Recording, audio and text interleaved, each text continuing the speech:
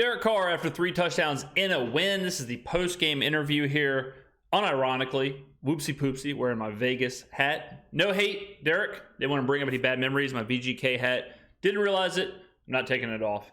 Derek Carr. So this is a great game from Carr. One of the most efficient games of his Saints career. Maybe, some would say, the best game of his Saints career. So look, we're fair and balanced. Okay, we if you're good, we give you praise. If you're bad, we knock you a little bit. No doubt. But we are not a fear merchant. We're not a negativity merchant channel. Some channels thrive on negativity. Some channels only can be negative. That's the only way they can get views. Us, ladies and gentlemen, we get views because we're doing something that no other channel can do on a daily basis. We get views because we are the best in the space. We get views because we are the fastest rising channel in New Orleans sports media, maybe sports media around the world. All right. So we're going to be positive. We're going to congratulate Derek Carr. He got booed at home, Detroit Lions, a couple weeks ago. I was there. People hated him, right? What did he do? Did he run away? Did he flee? Did he get on a plane and head back to Vegas? No. He rose to the occasion like a phoenix from the ashes. Okay? So congratulations, Derek Carr. You absolutely deserve this moment. Let's go ahead and listen in to Derek after the game. Derek, when you came into the season, you talked a lot about what you kind of envisioned this offense being, like an offense that spreads the ball around a lot. Do you feel like this was kind of what you thought when the season started? Yeah, it's something we've, this game was really split, on targets and, we're the guys that their number being called and all that kind of stuff. And, we knew with 12 down, that it was going to be a game where everyone was going to have to contribute, because he's one of our best players. And I always say it's hard to replace a guy like that, but, everyone else's workload gets. So I talked about this a little bit before, that teams with identities, they can just kind of roll. They're obviously not as good when their best players are out, but they have an identity to fall back on, and losing a player isn't that big of a deal for their scheme. It's not that big of a deal as far as like what they want to do. Will they execute it as well with their best players out? Probably not, but at least they know what they're going to do, right?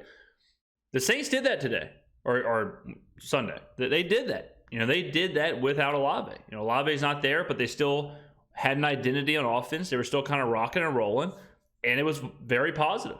That's what the Saints should do. That's what every team should do. They should strive to have an identity, make that identity a reality throughout the game. One thing they talked about in this question, or they asked during this question, was, is this how you envision the Saints offense? I think it's pretty close. I think this was pretty close to what the Saints offense should look like. The only thing I would say it probably needs more of is Taysom. Taysom had 1 carry, 1 catch. Taysom, who knows how healthy he was? He was coming off of an injury, so maybe he wasn't full strength. Certainly possible. If Taysom's full strength and Taysom has his normal 6-7 carries in there, a couple catches, maybe a pass here or there, this is pretty much the Saints offense. Obviously, Chris Olave being in there, all things equal, but I liked it. Spread it out a little bit. Everyone was involved. A heavy dose of Kamara on the ground, a heavy dose of Kamara through the air. Yeah, this was pretty good game plan, a pretty good identity, a pretty good idea of what the offense should look like. Bumped up a little bit when you're missing somebody. So with 12 being out, really proud of the guys that stepped up. It was a lot of hard work, extra throws with the newer guys. And like I said after the game, it wasn't perfect, but we were, guys were making catches, guys were running their routes, the efficiency and the timing, and when we needed them to be there, they were there. And this is what I dreamed of, and I know a lot of teams want a lot of people want the stats for one guy and all that kind of stuff, but I've always felt the best football teams always spread it out. Yeah, agreed. And whoever could have a big day. I agree with that 100%. Let's pretend Chris Olave's playing in this game. The best offense isn't Olave having 14 catches for 190 yards and 2 touchdowns. The best offense is to spread it out. The best offense is to utilize everybody, keep the defense guessing, especially when you have unique players like Alvin Kamara and Taysom Hill. Getting them involved, getting different looks out there. So I agree with Carr. Like, a lot of people will sit back and say, well, Derek Carr didn't have 350 yards passing. How can we say this was a good game? And that's just not, the NFL is not Madden on novice difficulty. whoever can have the touchdowns, but it's good for the team. Derek, how important was it to have this is what it can look like, this is what it can feel like game? I mean, you guys have talked about not having one of those for 4 quarters for most of the year. How important was it to have? So I know sometimes the questions can be low. So if I think they're low, I'll try and repeat them. So my apologies if you can't always hear the questions. The question there was, how important is it to have the game where it's like, this is what it looks like, just to feel it, just to see it, just to have it out there, like to actually show it, instead of just saying this is what the Saints can do, to actually have a game where you put it all out there in front of everybody and say, see what we can do. I think it's incredibly important, especially right now, like with going into the stretch the Saints are going in. The Saints have to win basically the next 3 games to hope to get into the playoffs and win a division. So it's very important to see the play. As a fan, we're 15 weeks in here, or we're going into the 16th week, but we've heard about this is what it can be. We just got to do this, we just got to do that, but we haven't seen it. And I'm sure for a player, it's the same thing where you can only hear it for so long before it's like, look, I don't even know what this is supposed to look like. I need to see this happening before I can buy in. And today, were we the greatest show on turf? No. We're not the 07 Patriots or whatever with Tom Brady and Randy Moss. It's a far cry from that. But just to see success, just to see 4 quarters of success, sustained, consistent success, that is so important for a locker room, for a team. And I'll tell you this, great time for it to happen.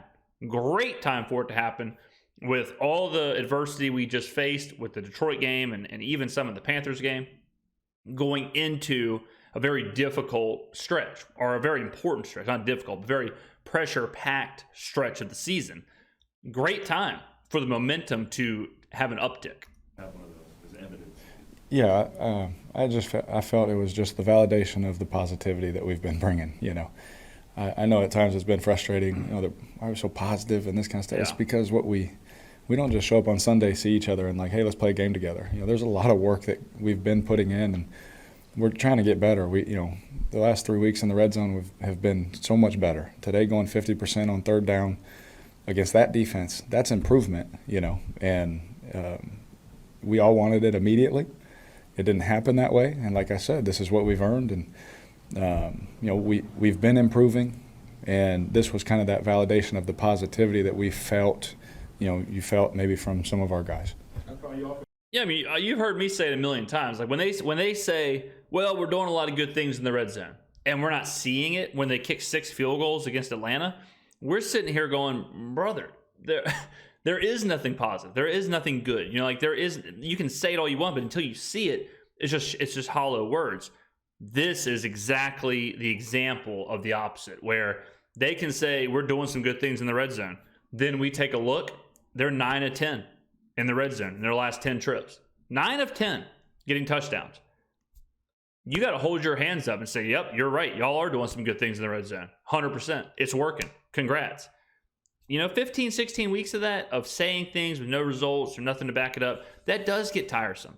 But the Saints should be proud of themselves. Carr should be proud of themselves. The whole offense should be proud of themselves. I mean, it takes a hell of a guy, some thick skin, tough skin, to take the booze, to take all that stuff in your first year after signing a big contract in your home stadium with all the pressure that Carr has on him, and to rise up in the last couple of weeks and turn things around like this. So, I mean, hey, kudos to Derek Carr and kudos to the Saints. And will this be short-lived? Will this continue? I don't really care, because right now in this singular moment, I have to tip my cap and say that I'm very impressed with the fortitude of the New Orleans Saints. Deflect the attention away from yourself, but how does this kind of a game feel for you personally? All right, question there. I know it was low. The question was, how does this performance feel for you personally on an individual level? What does that for you so far during your tenure in New Orleans?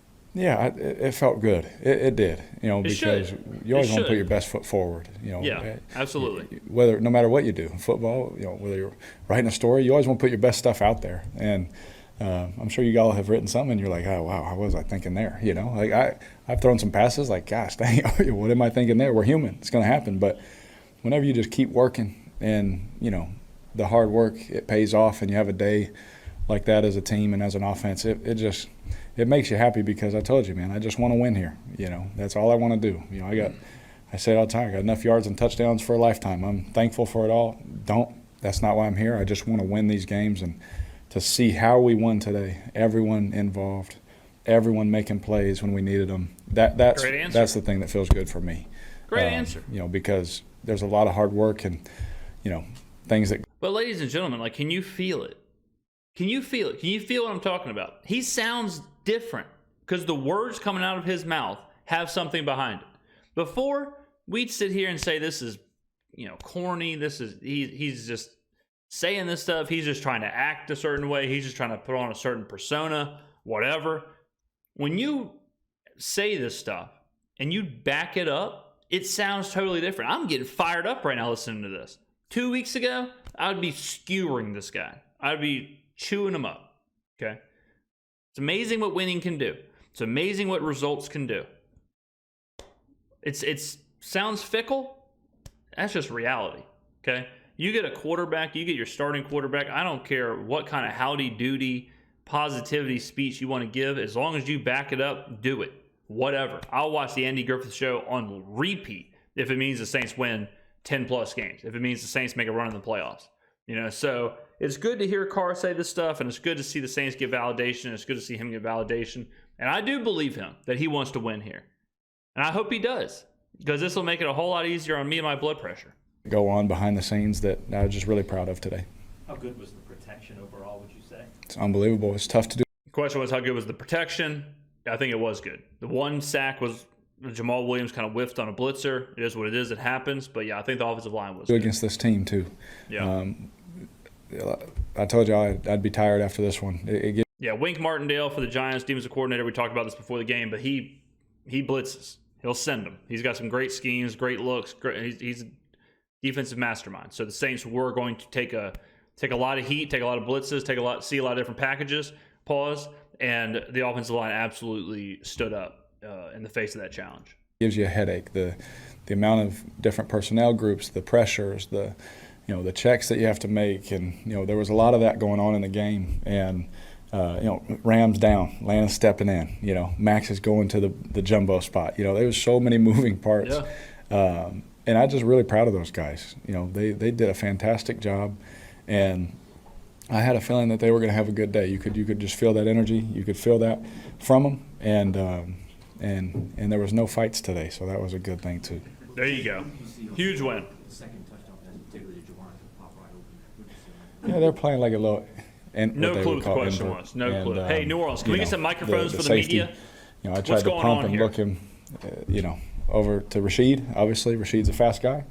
And it was great design by RC and Pete by putting that route on there because they knew that we'd have a hole there. And it literally happened. Very rarely does it happen in the game just like it does in practice. That was one that was pretty similar. And, was happy about that play. I'm sure Gruden is watching that one somewhere. Slow go seam. He's probably fired up about that one. I'm sure I got a text from him for that one. Derek, because of the positivity you put out there, it feels like you remain confident and brushed up a lot of the stuff. But what the last few weeks, was there people you were turning to for advice or encouragement about? So that was Mike Triplett. He was asking, Carr stays positive, but were there people that he turned to for advice during those kind of hard couple of weeks? Well, I'm not going to lie to you. A lot of the former Saints players, when we had that practice, the little Saturday walkthrough, and they were here, everybody was here, so many guys came up to me and just put their arm around me like, we see what you're about. We know what man, keep going. We're proud of you. Keep going. You're going to be great. Archie texts me every Archie week. Manning. Keep going. You're doing great, man. Go get them, and that's good. It's always good to see that fraternity, former players kind of reaching out, especially someone like Archie, who is a Saints legend. His name is on the ceiling of the Superdome. Inside, he's one of, I guess, like the Ring of Honor. So to see Archie take that role, that's certainly what you want to see. Had encouragement. Peyton a few weeks back sent me a text, and just different guys that you just get relationships with somehow, some way, and I got a good support group around me. I make sure I got prayer warriors around me. And. That's how I've always been. That's how I'll always be. Because, when you surround yourself with the right people and the right voices, they remind you who you are. Because it's easy. Like we all know, we've had hard times and good times, and You can feel too good about yourself, and sometimes you can feel too down about yourself too. It's good True. to have those people around you to. He absolutely could have. I mean, the whole team could have. And I'm telling y'all, the boos that whole game, the Lions game, we talked about it on this channel. Everybody talked about it that was there. It felt like something happened. It felt like a shift in this season, in this team, and the fan base or whatever, where the fans pushed back. They said, we've had enough of this. The players basically responded and said, we don't blame you. And the players stood up, and the players, for all intents and purposes, said, we got your back. Okay, if you don't think this is good enough, let's figure it out. Let's make it better. So we'll see how this goes. We'll see the rest of the season what we're going to get, but that felt like a moment where the rubber met the road, and this team responded, the players responded, and ever since then, it's just been a different team. So I'm glad Derek didn't get too down on himself. I'm glad the team didn't get too down on themselves in that game, and hopefully we just continue marching forward. It reminds you what you're capable of every day, and so the word today from DeMario was noise. Block it out and be the noise. And so I just thought it was perfect for our team today. But yeah, I'm always positive. And sometimes people get annoyed with it, but I'm gonna be that way for the rest of my life. I'd much rather live that way than the other way. It's harder. As long as you win, I don't care. Do whatever. You mentioned the red zone just earlier, just how it's gotten better the last few weeks. What have you guys found down there? Is it just that extra work has helped? Like, what's kind of been the keys to that? Yeah, I really thought when it wasn't going well, there was a lot of times where we had good plays, and we'd have a holding or, we had. I don't think so. I don't think so. It's such a different team. The scheme looks different. Earlier in the season, the red zone was so simple.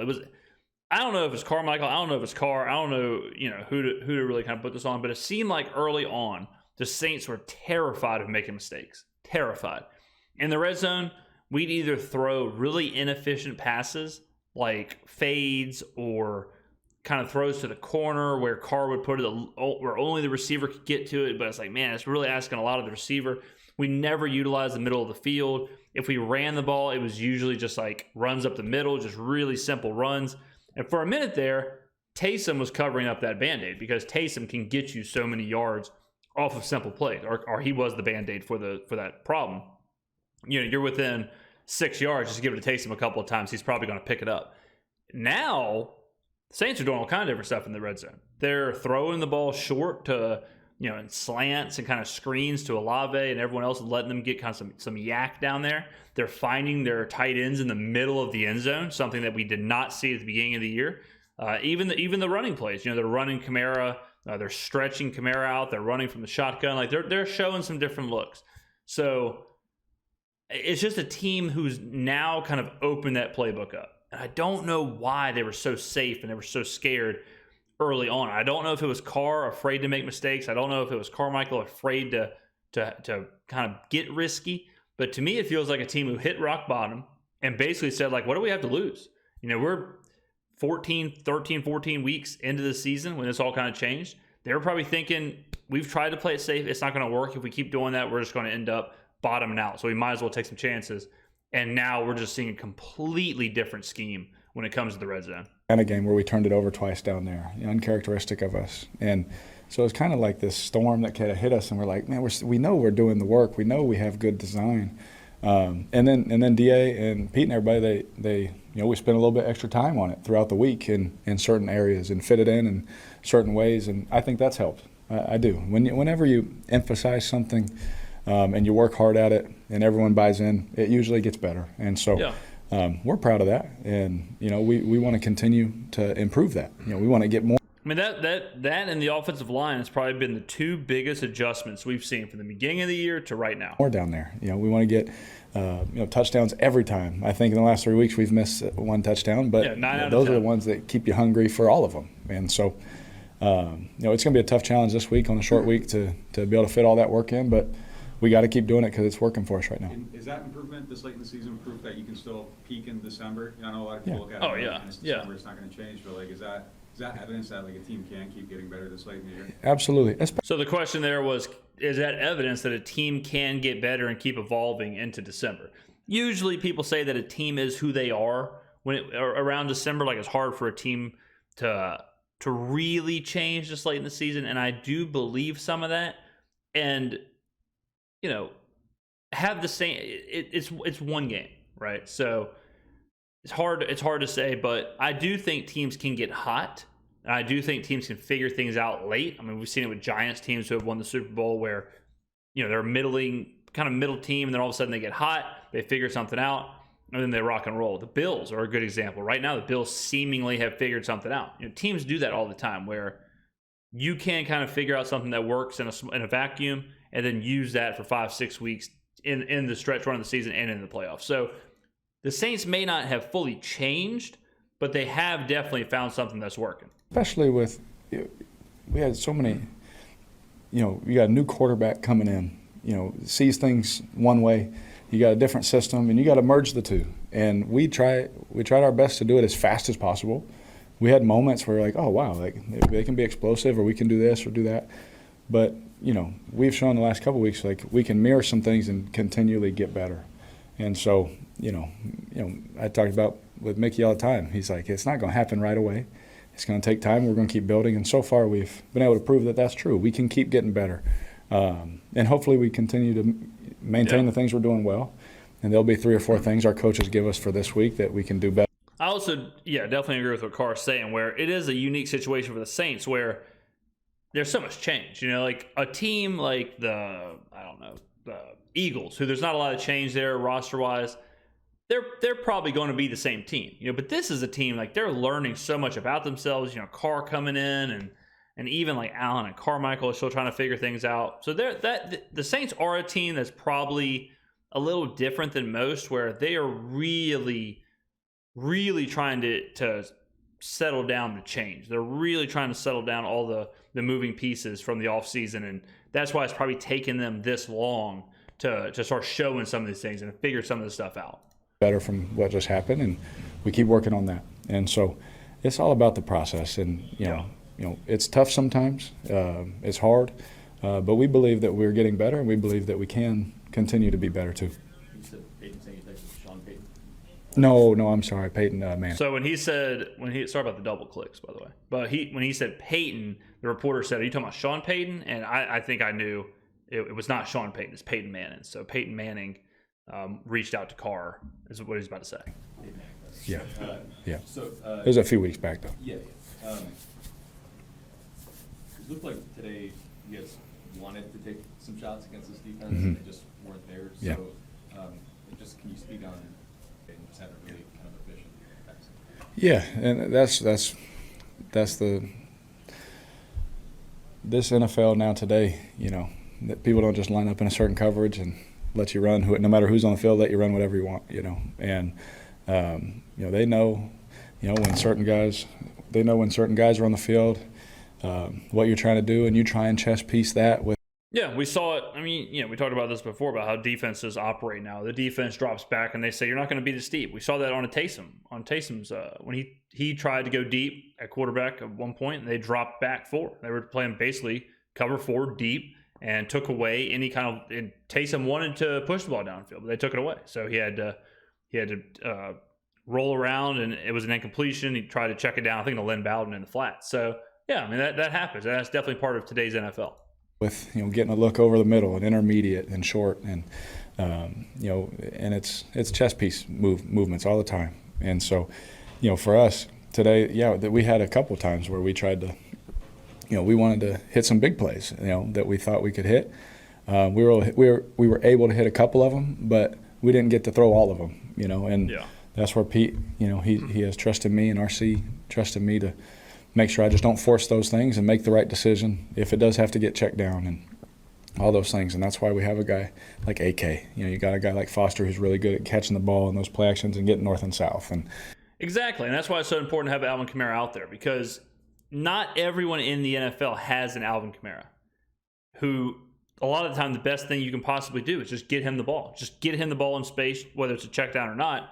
But, yeah, Carr's right. I mean, that's why I harp on it so much. Alvin Kamara cannot be dynamic. He cannot be a threat out of the backfield. He cannot be a threat in the passing game if he's on the sidelines. I don't care. Like, it's Jamal Williams right now. I don't care if it's who the backup is. I don't care. I want Alvin Kamara on the field. I want him on the field a majority of the time.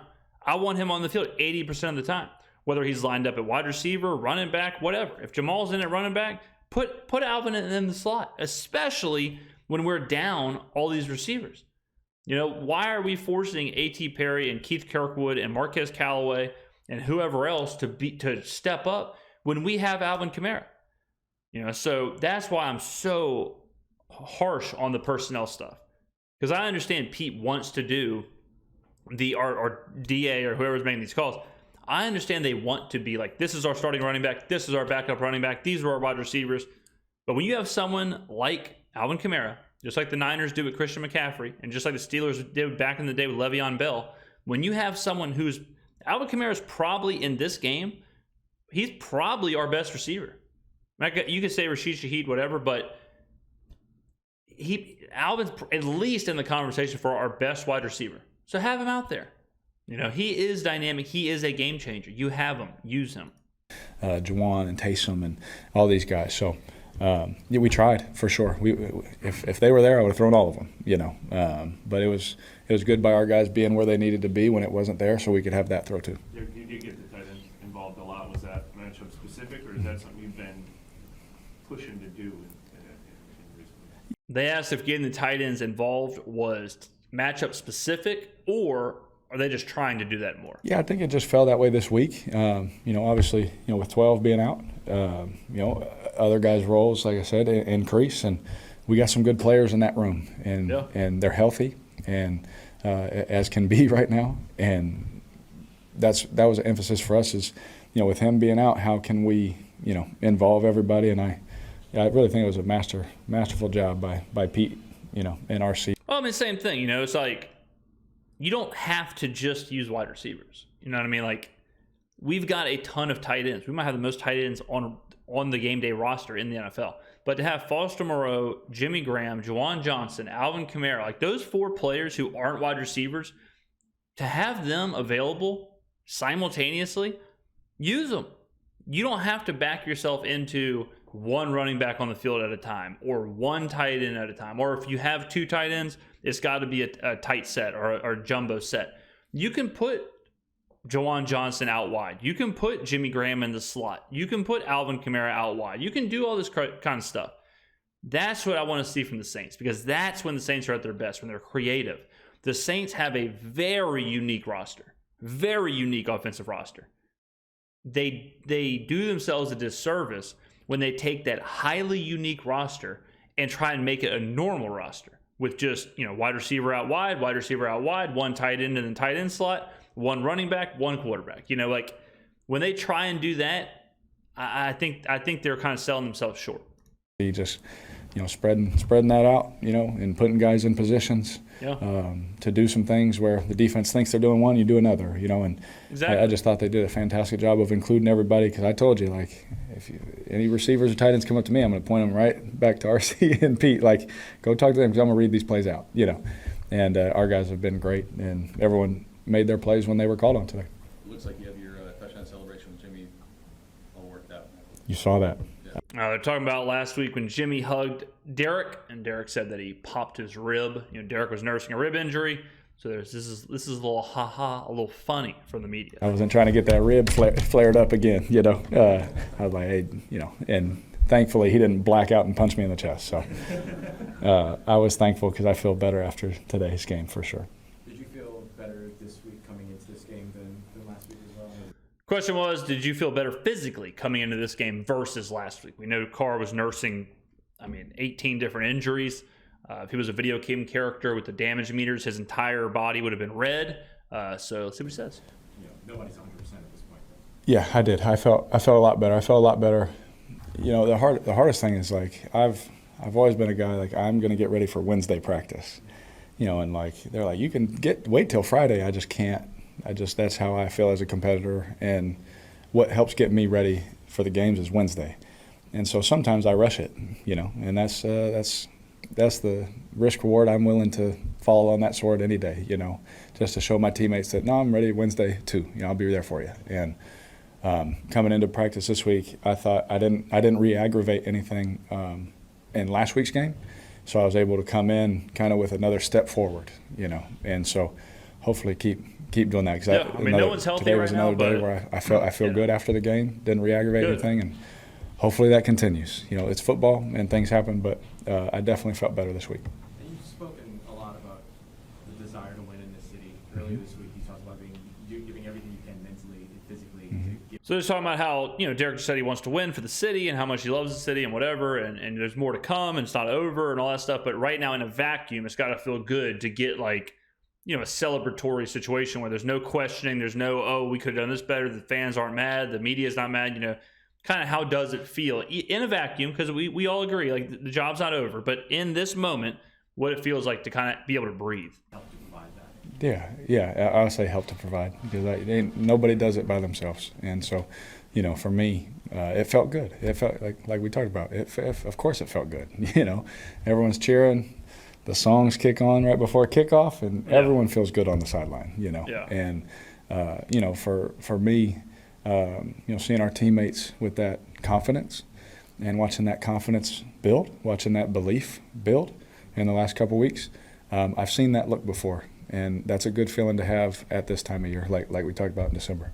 Absolutely perfect time for this to happen, especially the short week. Like, being able to just have this high momentum, everything's clicking, everything's working. When you have the shortest possible turnaround, that's really good, because you can kind of ride that same wave into Thursday. I mean, I'm filming this on a Monday. They're going to be traveling pretty soon to Los Angeles. And next thing you know, we'll be kicking off.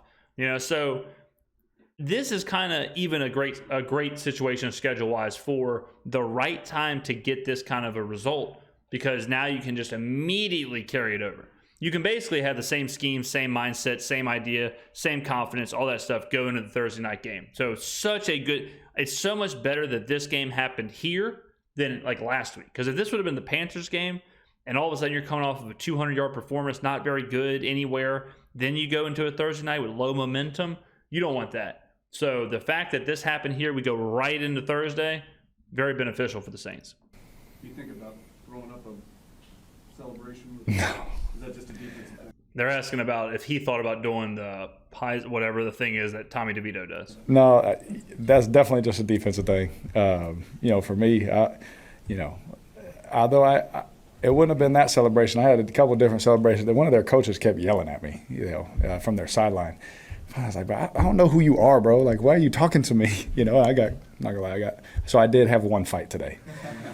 But Derek is such an emotional player. The Carr, we talked about this before the game. Man, the Carr family is just so emotional. Wasn't with a teammate, so. Seriously though, you know, we talked about the negative energy in the dome a couple weeks ago, and that was a storyline. What did you just mention? What it felt like? I mean, is this kind of what you envisioned it being like here? So the question was, negative energy in the dome was the big storyline coming out of the Lions game, no doubt about it. And he asked, is this more what you thought it would be like to play in the Superdome? I'll tell you this ain't even close to what it can be. All right, I've seen the dome at the highest of highs. When that noise meter gets up to the 120 decibel situation, this year it's been hovering at the highest around 100. You know, so we're not even there yet. We're not even there to where this, you know, the city, the fans are still buying in. We're still getting there. But more performances like this, yeah, if we finish, I'll go ahead and tell you, ladies and gentlemen, if we finish this season 10 wins and we win the division and we're hosting Dallas in the playoffs, I can promise you when that game starts, that Superdome will be as loud as it's been in the last 5 to 10 years. If the team delivers, the fans absolutely will deliver. Yeah. Win, the crowd dancing and stuff like that. Yeah, 100% is exactly what I envisioned. Yeah, you know, I think that's what we all were hoping for. You know, Yeah. And so to get that validation from us working hard and knowing it's not just going to happen overnight, even though we all felt confident and all that, you know, it feels good, and it feels good that we're improving. Getting healthier, all those things. It's all going in the right direction. But like Double D said, if we don't take care of business on Thursday, it won't feel good again. You know. Yeah, I mean, look, you can honestly, the city, New Orleans, you can feel it when there's a good performance. Like the Panthers game. After that, I went home, stayed home, walked back to my apartment, watched the football games. That was it. Didn't do nothing. After the The game this week went right into the city. And you know who else did? All the other fans. Just a swarm of fans into the city. Bombay Club went there, enjoyed myself a couple of beers, had a burger. Shout out Bombay Club. So that's how you can tell. It's just palpable. You can tell if people just go to the game, go home, probably not a good performance. When people get out in the city and they're second line and they're dancing in the street and their drinks are flowing and shout out St. Pat's Coffee House, also went there afterwards, had Irish coffee immediately after. So that was the two bang spots right after the game. Fantastic. And before that, or the last time, I can't even remember what game it was, but I remember, man, when was it? It was a game, different story for a different day. It's 5 weeks ago at this point, but you can feel it. You can tell the city wants to back this team. The city wants to celebrate. The city's dying for something to celebrate. So after a game, when you're walking up and down the French Quarter and you can hear the trumpets, you can hear the jazz music, and the drinks are flowing, and it's a beautiful place to be. But to hear the crowd cheering, every touchdown, running in the tunnel, and everyone's going nuts. Derek, we love you. I was like, I've always loved you. All that stuff is good. And it's good. It's good for our city. It's good for our team. Yeah. But yeah, like I said earlier in the week, we got to give them something to get excited about. Absolutely. And we were able to do that today. Can you tell us what the coach was yelling at you about? Yeah, he told me to stop complaining, and he's like, stop. I couldn't believe they threw intentional grounding. Yeah, I mean, the intentional grounding was pretty wild. I thought Lynn Bowden was in the area. I was like, we got to talk about this rule. When we get hit, I have no control over that ball after that, And so anyway, he was yelling at me. He's like, stop complaining. I was like, who are you? I don't even know you, all that stuff. And it wasn't Wink. I have all the respect for Wink. So yeah, Wink is hell of a coach. Speaking of DeMario, a couple of the defensive guys talked about the fast start that DeMario had and how that impacted them. Does that fire y'all up over on the offensive side as well? Question was a fast start from the defense, does it fire up the offense? And I've said it before in every video I think I've done this week. DeMario Davis played as good as I've seen him play in a long time. What a performance from DeMario. Absolutely. He gets the crowd into it. Everybody loves DeMario. We all love DeMario. So when he makes a play, everybody's happy. We all feel like we made the play with him. He's such a great teammate. So, and he's doing his little celebration, all those things. Yeah, it makes you feel good. It gets you excited. And that's with anybody. That's when, Jimmy makes that great catch. Man, it turns the whole game. AT makes the diving catch last week. Man, everyone feels great for it. So that's why it's the ultimate team game. And that, it's a beautiful thing, so that'll never change. And then with Jimmy, was there something with the touchdown pass to Keith Kirkwood? It looked like Jimmy kind of drew some of the safety attention. Did that help? Yeah, that was an interesting play. So I remember when they lined it up, we were saying, like, this is a Jimmy Graham play. Let's see if they just go to Jimmy. And I think the defense saw the same thing. They took away Jimmy, left Keith open in the middle of the field, and Derek found him. I mean, that's what you want, right? You want to design a play. The defense has to respect all the weapons on the field, and then it's up to Derek to make the right read. Don't force it to Jimmy if it's not there. Keith was wide open in the middle of the end zone. He didn't just stick to the corners. He didn't just stick to the inefficient fade to Jimmy Graham or whatever. He let it develop, found the right play. So yeah, I mean, beautiful design, beautiful execution. Helped to set up the later Jimmy touchdown on the play action? Or? Yeah, so it's a different personnel group, but yeah, I mean, Jimmy in general just attracts attention when you get down especially in the red zone. Yeah, and so he was absolutely able to open up a window there. Taysom and the running back were able to cross and part it for me, and I ended up throwing it low because very rarely are people that open in the NFL. So I was like, am I sure I'm seeing this right? So I threw him low just to be safe because that was a great design by our coaches and a great job by Keith. We talked about that exact play, and RC said he's going to throttle right in that window for you. We got the look, and it hit, and it felt good. Keith, that was his first touchdown since the 20th season. Wow. So I'm just – Wow, first touchdown for Keith Kirkwood in 5 years. Pretty nice. Just for the guy who doesn't get a lot of those opportunities, what he kind of brings on a day-to-day, play-to-play basis. Jameis always laughs. He's like, that's your guy. I was like, that is my guy. Because when I first got here, we had like those, OTA, the workouts, not the practice. And I would get there early, and before we worked out, I would throw it at like 6 a.m., and Keith was there every day, every single day. So we just built this relationship. After every OTA practice, we run gassers. After every training camp practice, gasser. After every regular season, we run after practice, me and him together, and we just built this relationship. And it's really cool because we talked about him. There's going to be a moment where we're going to need him. We're going to rely on him. And it was so cool to see that come to fruition today. So I'm glad you talked about Keith, because that's a great story. You know, a guy that just keeps his head down, works hard. Guy that works hard, it's good to see them get rewarded. Great teammate, super positive, more than me, super positive, you know. And to watch him be able to, score and, see all the team go nuts for him because they know the work he puts in. He's one of those guys for us. So I was very happy for him. You and Coach ever have a discussion about all the criticism, or does two veteran guys, veteran coach, veteran player, does that have to be said or not? Yeah. Question was, do you and Dennis Allen ever have a conversation about the criticism? Oh no, basically it's like, man, ignore the noise. I'm like, you don't got to tell me, we're good. And that's about the extent of it. That's it. At this point in our careers, we understand, that's a part of it. But, there was no conversation or, are you going to be okay? There's none. Yeah, I mean, at the end of the day, you just got to do your job. I mean, that's it. The easiest way to get rid of criticism in the NFL is to be good. That's it. If you're good, if you do your job, if you're successful, criticism usually goes away. And wouldn't you know it, this week, I have a sneaky feeling Monday, Tuesday, Wednesday, and leading up to the Rams game, I got a sneaky feeling Derek Carr will not get too much criticism. Ladies and gentlemen, long video today. Good interview, good answers from Derek. Let me know in the comments below what you think. We're heading to LA. We're not physically, but the mindset, the focus, the Rams game, we'll be previewing it this week. Important. 3 games left. 3 games left, ladies and gentlemen. The division is in the balance. The season in the balance. Playoffs in the balance. Saints are hot right now. Saints momentum high. Can they carry it over? Thank you for watching. I will see you in the next video.